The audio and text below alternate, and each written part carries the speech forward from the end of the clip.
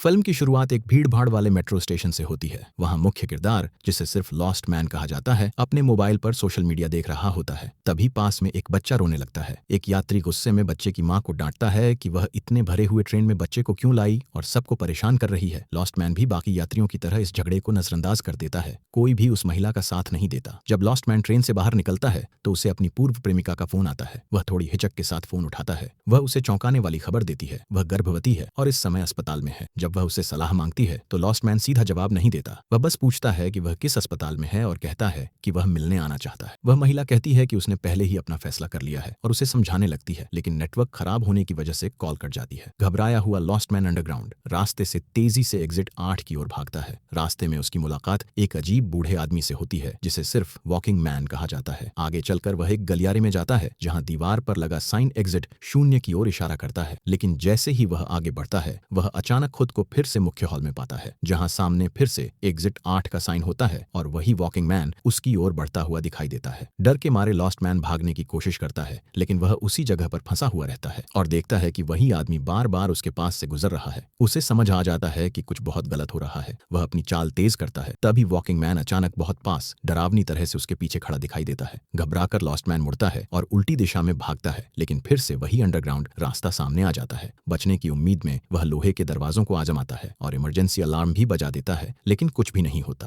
थोड़ी देर बाद जब वह दीवार पर लगी तस्वीरों को ध्यान से देखता है तो उसे एक साइन से खून रिसता हुआ दिखता है। वह डरकर पीछे की ओर दौड़ता है और देखता है कि दीवार का बोर्ड अब एग्जिट 0 से एग्जिट 1 में बदल गया है। पास ही उसे एक निर्देश बोर्ड मिलता है जिस पर लिखा होता है कि अगर कोई अजीब बदलाव दिखे तो उसे वापस उसी रास्ते से जाना चाहिए जहां से वह आया है, और अगर कुछ भी अजीब न लगे तो आगे बढ़ना चाहिए। इन सरल नियमों का पालन करके जब बोर्ड एग्जिट 8 तक पहुंच जाएगा तो वह बाहर निकल सकता है। आगे बढ़ते हुए लॉस्ट मैन फिर से वॉकिंग मैन से बात करने की कोशिश करता है, लेकिन वह उसे पूरी तरह नजरअंदाज कर देता है और ठंडी भावनाहीन नजर से देखते हुए आगे बढ़ जाता है। लॉस्ट मैन आगे चलता रहता है और उसे कुछ भी अजीब नहीं दिखता, लेकिन जैसे ही वह अगले बोर्ड तक पहुंचता है उस पर फिर से एग्जिट 0 लिखा होता है। इसका मतलब है कि वह किसी अजीब बदलाव को पहचानने में चूक गया है। अपनी गलती दोबारा न दोहराने का फैसला करते हुए लॉस्ट मैन हर चीज की तस्वीरें खींचने लगता है। दीवारों पर लगी तस्वीरें, दरवाजे, फायर हाइड्रेंट, हवा आने जाने की जगह, यहाँ तक कि वॉकिंग मैन की भी, ताकि बाद में उनकी तुलना कर सके। उसे कोई भी अजीब बदलाव नहीं दिखता और वह एग्जिट 1 तक पहुंच जाता है। वह राहत की सांस लेता है, लेकिन जब वह तस्वीरें देखता है तो चौंक जाता है। सारी तस्वीरें खराब हो चुकी होती हैं, जैसे यहाँ चीट करना मना हो। वह फिर से किसी अजीब बदलाव को ढूंढने लगता है। तभी वॉकिंग मैन अचानक उसके पीछे अजीब सी मुस्कान के साथ दिखाई देता है। लॉस्ट मैन को लगता है कि यही कोई गड़बड़ी है और वह तुरंत उल्टी दिशा में भागता है, जबकि बूढ़ा आदमी उसके बिल्कुल पीछे पीछे चलता रहता है। उसका अंदाजा सही निकलता है और वह आखिरकार एग्जिट 2 तक पहुंच जाता है। अगले चक्कर में वह हर चीज को बहुत ध्यान से देखता है, लेकिन कुछ भी गलत नहीं लगता। तभी उसे एक स्टोरेज लॉकर के अंदर से बच्चे के रोने की आवाज सुनाई देती है। वह उसे खोलने की कोशिश करता है, लेकिन हिचकिचाता है और आखिर में पीछे भागने का फैसला करता है। वह रोता हुआ बच्चा ही असल में एक अजीब बदलाव होता है और लॉस्ट मैन एग्जिट 3 तक पहुंच जाता है। उसे समझ आता है कि उसे बस उस बच्चे को पीछे छोड़ देना था। एक बार फिर वह अपने आसपास ध्यान से देखता है और उसे कोई साफ अजीब बात नहीं दिखती। जैसे ही वह आगे बढ़ने लगता है उसे लगता है कि बड़े बड़े पोस्टर उसे घूर रहे हैं और माहौल डरावना लगने लगता है। डर के मारे वह वापस मुड़ता है और एग्जिट 4 तक पहुंच जाता है, जिससे उसके अंदर नई उम्मीद जागती है। अगला चक्कर भी बिना किसी परेशानी के पूरा हो जाता है। कोई अजीब बदलाव न दिखने पर वह आगे बढ़ता है और एग्जिट 5 तक पहुंच जाता है। थोड़ी देर बाद लॉस्ट मैन को अचानक अपनी पूर्व प्रेमिका का फिर से फोन आता है। वह पूछती है कि वह कहाँ है। लॉस्ट मैन बताता है कि वह अब भी मेट्रो में ही है, गोल गोल घूम रहा है और पूरी तरह रास्ता भटक चुका है। वह महिला उनकी स्थिति के बारे में बात करना चाहती है, लेकिन लॉस्ट मैन अचानक पहले वाले रोते हुए बच्चे और उस आदमी की बात करने लगता है जिसने बच्चे की मां को डांटा था। वह मानता है कि किसी ने भी उस महिला का साथ नहीं दिया, यहाँ तक कि उसने खुद भी नहीं, क्योंकि सब लोग अपने अपने फोन में डूबे हुए थे। गिल्ट से भरकर वह रोते हुए कबूल करता है कि वह अच्छा पिता नहीं बन सकता, क्योंकि उसे इंस्टाग्राम से बहुत ज्यादा प्यार है। जब वह यह सब कह रहा होता है तब उसकी पूर्व प्रेमिका डरावनी तरह से उसके ठीक पीछे खड़ी दिखाई देती है। कुछ ही पलों बाद वह फोन काट देता है और आगे बढ़ता है, लेकिन यह देखकर सन्न रह जाता है कि वह फिर से एग्जिट 0 पर पहुंच गया है। उसे समझ आ जाता है कि वह कॉल भी सिर्फ एक अजीब बदलाव थी। उसे खुद पर गुस्सा आता है कि उसने इस पर भरोसा कर लिया, खासकर जब इस जगह पर नेटवर्क ही नहीं है। अब कोई और रास्ता न देखकर वह आगे बढ़ता है और देखता है कि मुख्य हॉल पूरी तरह पीली रोशनी में चमक रहा है। यह दृश्य उसे अंदर से तोड़ देता है। उसे सांस लेने में दिक्कत होने लगती है और दमे का अटैक पड़ने से वह जमीन पर गिर जाता है। किसी तरह वह खुद को शांत करता है, पीछे मुड़ता है और आखिरकार फिर से एग्जिट 1 तक पहुंच जाता है। अगले चक्कर में लॉस्ट मैन को एक छोटा लड़का दिखाई देता है। वह सोचता है कि यह भी कोई अजीब बदलाव होगा और वापस मुड़ जाता है, लेकिन फिर से एग्जिट 0 पर पहुंच जाता है। तब उसे एहसास होता है कि वह लड़का असल में सच था। वह बच्चे से फिर मिलता है और उससे बात करने की कोशिश करता है, लेकिन बच्चा चुप रहता है। फिर वह बच्चा मुख्य हॉल की ओर चलता है और वॉकिंग मैन की तरफ इशारा करता है, जिससे लॉस्ट मैन और भी ज्यादा उलझन और डर में पड़ जाता है। इसके बाद दृश्य वॉकिंग मैन की नजर से फ्लैशबैक में चला जाता है। यह पता चलता है कि वह भी उसी अंडरग्राउंड रास्ते में फंसा हुआ है। वह इन चक्करों से बिना किसी परेशानी के आगे बढ़ता है और एग्जिट 4 तक पहुंच जाता है, जहां उसकी मुलाकात उसी छोटे लड़के से होती है। उसे समझ आ जाता है कि वह बच्चा कोई अजीब बदलाव नहीं है। वॉकिंग मैन फैसला करता है कि वे मिलकर बाहर निकलने का रास्ता ढूंढेंगे। आगे बढ़ते हुए उन्हें एक छोटी लड़की दिखने लगती है जो बार बार गलियारे से गुजरती है और किसी वीडियो गेम के किरदार की तरह बर्ताव करती है। दोनों मिलकर आगे बढ़ते हैं और एग्जिट 5 तक पहुंच जाते हैं। जब वे अजीब बदलाव ढूंढ रहे होते हैं, तभी वह लड़की अचानक वॉकिंग मैन से बात करने लगती है। वह कहती है कि वह भी रास्ता भटक गई है और शायद वे सब मर चुके हैं और अब नरक या परगेटरी में फंसे हुए हैं। वह बताती है कि लोग हमेशा से मानते आए हैं कि रास्ता भटकना ऐसा ही होता है, पहले उलझन फिर गुस्सा। बात तब और डरावनी हो जाती है जब लड़की की आवाज बिगड़ने लगती है। वह चेतावनी देती है कि वापस मुड़ना शायद सही फैसला नहीं है और जोर देकर कहती है कि उन्हें यहीं रुक जाना चाहिए। वह तर्क देती है कि रोज का सफर, होमवर्क और काम की बिना अंत वाली दोहराव भरी जिंदगी ही असली नरक है।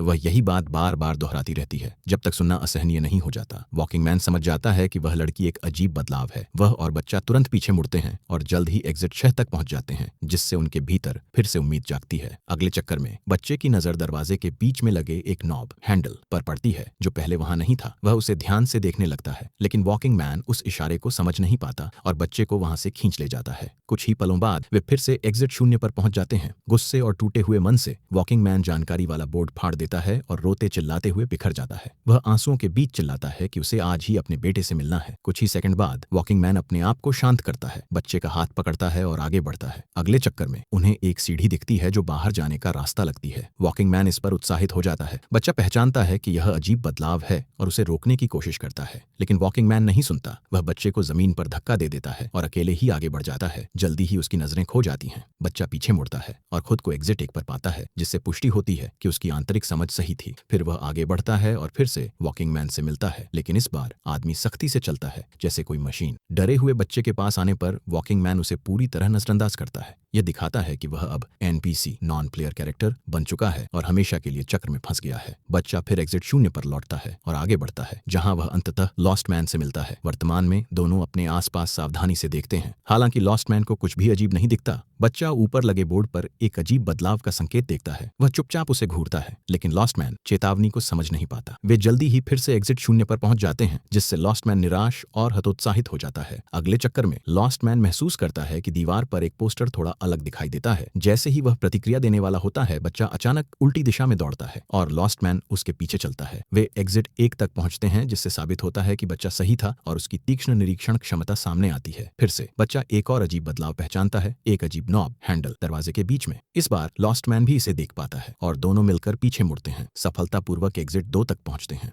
अगले स्तर में गलियारे की लाइट अचानक चली जाती है, जिससे लॉस्ट मैन को अपने फोन की फ्लैशलाइट चालू करनी पड़ती है। स्थिति तुरंत भयानक हो जाती है। हवा आने जाने की जगहों, वेंटिलेशन शाफ्ट्स से खून टपकने लगता है और अंधेरे में बच्चे की रोने की आवाज सुनाई देती है, जिसके साथ चूहों की चीखें भी गूंजती हैं। लॉस्ट मैन भय और घृणा से पीछे हट जाता है जब वह देखता है कि चूहों का झुंड उनके पास बढ़ रहा है और हर चूहा मानव अंगों के साथ भद्दे तरीके से जुड़ा हुआ लगता है। वह बच्चे का हाथ पकड़ता है और पीछे मुड़ जाता है। जब लाइट अचानक लौटती है तो उन्हें पता चलता है कि वे एग्जिट 3 पर पहुंच चुके हैं। आगे बढ़ते हुए वे जल्द ही गलियारे के बीच में एक महिला खड़ी पाते हैं। यह बच्चे की माँ होती है। पहली बार बच्चा बोलता है, रोते हुए चिल्लाता है माँ, और उसके पास भागने की कोशिश करता है, लेकिन लॉस्ट मैन समझ जाता है कि वह महिला एक अजीब बदलाव है और उसे रोकता है, जिससे बच्चा बेहोश हो जाता है। बच्चे को उठाकर लॉस्ट मैन पीछे मुड़ता है और आखिरकार एग्जिट 4 तक पहुंच जाता है। जब बच्चा होश में आता है तो दोनों पहली बार बात करने लगते हैं। बच्चा बताता है कि वह अपनी माँ से अलग हो गया था और दावा करता है कि उसने ऐसा जानबूझकर किया था ताकि माँ उसे ढूंढने आए। लॉस्ट मैन मुस्कुराता है और स्वीकार करता है कि उसने बचपन में वही मूर्खतापूर्ण काम किया था। जैसे ही वे आपस में खुलकर बात करने लगते हैं, उन्हें अजीब समानताएं दिखाई देती हैं।